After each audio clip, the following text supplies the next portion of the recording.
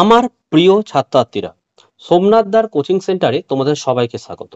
আজকের ভিডিওতে থাকছে দেখো দশম শ্রেণী মাধ্যমিক আধুনিক ভূগোল ও পরিবেশ সম্পূর্ণ পরিমার্জিত সংস্করণ, প্রান্তিক প্রকাশনী, রণজিৎ গড়াং। দ্বিতীয় অধ্যায় হচ্ছে বায়ুমণ্ডল। আজকের ভিডিও থাকছে এই দ্বিতীয় অধ্যায়ের অনুসরণের প্রশ্ন উত্তর। প্রথম পার্টে কিন্তু আমরা দেখো এই যে বাম স্তম্ভ এবং ডান স্তম্ভ যেটা রয়েছে, ক স্তম্ভ এবং খ স্তম্ভ, এই অবধি আমি ভিডিও আপলোড করে দিয়েছি। এই ভিডিওটির ডেসক্রিপশন বক্সে তোমরা চলে আসো, 4টে সাবজেক্টের প্লে লিস্টের লিঙ্ক পাবে। ইতিহাস, ভূগোল, জীবনবিজ্ঞান, ভৌতবিজ্ঞান। তোমরা প্লে লিস্টের লিঙ্কে ক্লিক করে তোমরা ভিডিওগুলো দেখে নিতে পারো। আর তোমরা কোন প্রকাশনের বই পড়ছো অবশ্যই কমেন্ট করে জানাও। তো চলো আজকে আমরা ভিডিও শুরু করব। তো এখান থেকে শুরু হবে, দেখো এই প্রতিটি প্রশ্নের এক এখান থেকে। তো দেখো 1 নম্বরের প্রশ্ন কি বলেছে দেখো, ক্ষুদ্র মণ্ডল কোন স্তরের অপর নাম? উত্তরটি আমরা দেখে নেব পেজ 27 পেজে। তোমরা কি লিখবে? উত্তর হচ্ছে ট্রোপোস্ফিয়ার। দেখতে পাচ্ছ যে ক্ষুদ্র মণ্ডল, এই যে ধূলিকণা, জলীয় বাষ্প, মেঘ প্রভৃতি অবস্থানের কারণে ট্রোপোস্ফিয়ারে ঝড় বৃষ্টি কুয়াশা হয়। তাই ক্ষুদ্র মণ্ডল কাকে বলা হচ্ছে? ট্রোপোস্ফিয়ারকে। হয়েছে। নেক্সট দেখো 2 নম্বর প্রশ্ন কি বলেছে দেখো, যে বায়ুমণ্ডলের কোন স্তরে জেট বিমান যাতায়াত করে? এটা আমরা 28 নম্বর পেজে দেখে নেব। দেখো এই হচ্ছে জেট প্লেন কোন স্তরে যাতায়াত করে দেখে নয় যে স্ট্র্যাটোস্ফিয়ার। উত্তর কি লিখবে? স্ট্র্যাটোস্ফিয়ারে। 3 প্রশ্ন, বায়ুমণ্ডলের কোন স্তরে অরোরা সৃষ্টি হয়? এটি আমরা পেজ 29 দেখে নেব। দেখো 29 পেজ, এ দেখো অরোরা সৃষ্টি হয়েছে কোন স্তরে? উত্তর হচ্ছে আয়নোস্ফিয়ার। কি লিখবে উত্তরটা? আয়নোস্ফিয়ার। নেক্সট 4 প্রশ্ন, বায়ু চাপ মাপার একক কি? এটি উত্তর আমরা পেজ 30 দেখে নেব। দেখো বায়ুর চাপের একক কি? মিলিবার হলো বায়ুর চাপ মাপার একক। ঠিক আছে। নেক্সট দেখো 5 প্রশ্ন কি বলেছে দেখো, সম্পৃক্ত বায়ুর আপেক্ষিক আর্দ্রতা কত হয়? এটি আমরা পেজ 48 দেখে নেব। এখানে দেখে নাও, বায়ু সম্পৃক্ত হলে আপেক্ষিক আর্দ্রতা হচ্ছে কত? 100%। উত্তর কত হলো? 100%। 6 প্রশ্ন, এল নিনোর বিপরীত অবস্থাটির নাম লেখো। এটি আমরা পেজ 38 পেয়ে যাব, দেখে নাও। দেখো এই হচ্ছে এল নিনো, এর বিপরীত হচ্ছে কি? লা নিনা। উত্তর কি লিখবে তোমরা? লা নিনা। 7 প্রশ্ন, অশ্ব অক্ষাংশীয় অঞ্চলে কোন ধরনের বায়ুচাপ বলয় অবস্থান করে? এটি আমরা পাঠ্য বইয়ের পেজ 40 দেখে নেব। তোমরা কি উত্তর লিখবে? দেখুন এটা যে কর্কটীয় ও মকরীয় উচ্চচাপ বলয় অবস্থান করে। ঠিক আছে। নেক্সট দেখো 8 প্রশ্ন, তুষার ভক্ষক কোন বায়ুকে বলে? এটা আমরা পাঠ্য বইয়ের পেজ 44 দেখে নেব। দেখো এই হচ্ছে তুষার ভক্ষক কোন বায়ুকে বলা হয়? উত্তর হচ্ছে কি? চিনুককে। ঠিক আছে। উত্তর কি লিখবে? চিনুক। নেক্সট হচ্ছে 9 নম্বর প্রশ্ন, পর্বতের ঢাল বরাবর নেমে আসা শীতল বায়ুকে কি নামে ডাকা হয়? এটি আমরা 44 পেজে দেখে নেব। দেখো পর্বতের ঢাল বরাবর নেমে আসা শীতল বায়ু কি? উত্তর লিখবে ক্যাটাবেটিক বায়ু। ঠিক আছে। নেক্সট দেখো 10 প্রশ্ন, কোন ধরনের ঘূর্ণপাতে চক্ষু সৃষ্টি হয়? এটা আমরা 45 পেজে দেখে নেব। দেখো উত্তর কি লিখবে? ক্রান্তীয় ঘূর্ণপাতে। উত্তর হচ্ছে ক্রান্তীয় ঘূর্ণপাতে, দেখেছো, ঘূর্ণপাতে চক্ষু সৃষ্টি হয়। নেক্সট 11, একটি জিওস্ট্রপিক বায়ু উদাহরণ দাও। এটি আমরা 47 পেজে দেখে নেব। দেখো জিওস্ট্রপিক বায়ু কি লিখবে? উত্তর হচ্ছে আমাদের জেট বায়ু। ঠিক আছে। নেক্সট 12 নম্বর প্রশ্ন কি বলেছে, কুয়াশা ও দূষক মিলিয়ে ক্ষতিকারক কোন বিষয়ের সৃষ্টি হয়? এটা আমরা 49 পেজে দেখে নেব। দেখো ধোঁয়া আর কুয়াশা মিলে কি তৈরি হচ্ছে? উত্তর হচ্ছে ধোঁয়াশা। নেক্সট দেখো 13, মেঘাচ্ছন্নতা কোন এককে প্রকাশিত হয়?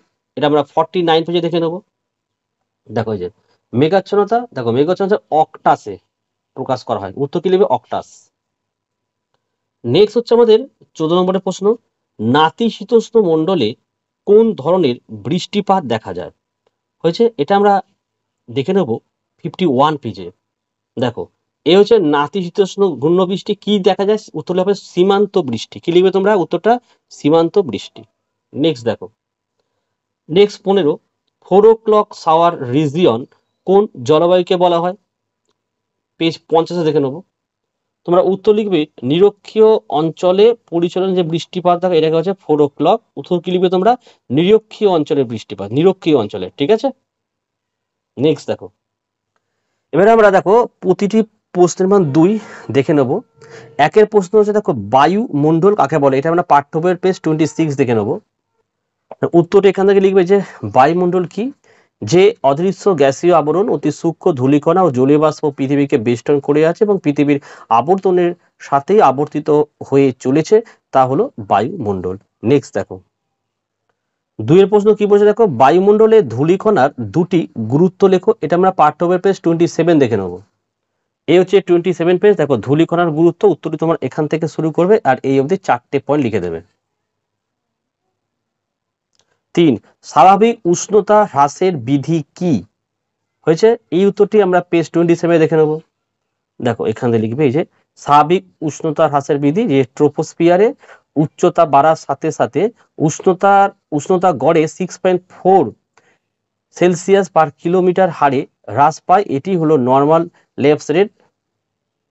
ঠিক আছে, বা স্বাভাবিক উষ্ণতা হ্রাসের বিধি। ঠিক আছে, নেক্সট প্রশ্ন দেখো। 4 প্রশ্ন কি বলছে দেখো, ওজোন স্তরের গুরুত্ব কি? হয়েছে এটা উত্তর পাবো আমরা পেজ 29-এ। দেখো ওজোন স্তরের গুরুত্ব, এই যে একটা গুরুত্ব, দুটো, তিনটে, এই 3টে গুরুত্ব তোমরা পড়ে নেবে। নেক্সট দেখে নাও। 5 প্রশ্ন কি বলছে দেখো, বার্ষিক উষ্ণতার প্রসার কাকে বলে? হয়েছে এটি আমরা পাবো পেজ 32-এ। দেখো বার্ষিক উষ্ণতার প্রসার নির্দিষ্ট স্থানে সর্বোচ্চ মাসের উষ্ণতা এবং সর্বনিম্ন মাসের উষ্ণতার পার্থক্য হলো বার্ষিক উষ্ণতার প্রসার। ঠিক আছে, নেক্সট দেখো। 6 নম্বর প্রশ্ন, বৈপরীত্য উষ্ণতা কাকে বলে? পেজ 33-তে পেয়ে যাবো আমরা, দেখে নাও। দেখো এই যে বৈপরীত্য উষ্ণতা এখান থেকে শুরু করবে এই অবধি লিখে দেবে। নেক্সট দেখো, নেক্সট হচ্ছে আমাদের 7টা। দেখো তাপ বিষুব রেখা কি? এটির উত্তর আমরা পেজ 35 পাবো। 35 দেখে নাও। দেখো এই যে তাপ বিষুব রেখা, যে কোনো নির্দিষ্ট দিনে প্রতিটি দ্রাঘিমার সর্বোচ্চ উষ্ণতাকে রেখা দিয়ে যোগ করে প্রাপ্ত রেখা হলো তাপ বিষুব রেখা। এই অবধি লিখলেই হবে, বা এটা পুরোটা লিখলেও ভালো, যেহেতু 2 নম্বর রয়েছে। ঠিক আছে, নেক্সট দেখো। 8 প্রধান গ্রিন হাউস গ্যাসগুলির নাম লেখো। এটা আমরা পাবো পেজ 37-এ দেখে নাও। দেখো প্রধান গ্রিন হাউস গ্যাসগুলো কি হলো দেখো, 1 কার্বন ডাই অক্সাইড, 2 মিথেন, ক্লোরোফ্লুরোকার্বন, নাইট্রাস অক্সাইড এবং জলীয় বাষ্প। ঠিক আছে, নেক্সট দেখো। আচ্ছা কি আছে এবারে 9টা, তাই তো। ডোল ড্রামস কাকে বলে? এটি আমরা 40 নম্বর পেজে দেখে নেব।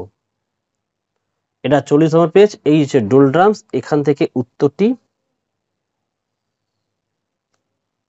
এতটাই লিখে দেবে, পুরোটা লিখবে। ঠিক আছে, নেক্সট দেখো। আচ্ছা এবারে হচ্ছে 10 আন্তঃক্রান্তীয় সম্মিলন অঞ্চল বা আইটিসিজেড কাকে বলে? এটির উত্তর, এটা হচ্ছে আমাদের 10-এরটা 42 পেজে পেয়ে যাবো। দেখো এই যে 42 পেজে দেখো এই যে আইটিসিজেড, উত্তরটি এখান থেকে শুরু করে এতটা লিখে দেবে। আচ্ছা নেক্সট 11 দেখো নিরপেক্ষ আর্দ্রতা কাকে বলে? এটি আমরা 47 পেজে পাবো, দেখে নাও। দেখো এই যে নিরপেক্ষ বা চরম আর্দ্রতা বলছে কোনো নির্দিষ্ট আয়তনের বায়ুতে যে পরিমাণ জলীয় বাষ্প আছে তা নিরপেক্ষ বা চরম আর্দ্রতা। ঠিক আছে, প্রতি ঘনসেমি বায়ুতে যে পরিমাণ জলীয় বাষ্প আছে তা গ্রামের দ্বারা চরম আর্দ্রতা প্রকাশ করা হয়, যেমন 20 গ্রাম পার ঘনসেমি। উত্তরটি এখান থেকে এত অব্দি লিখবে।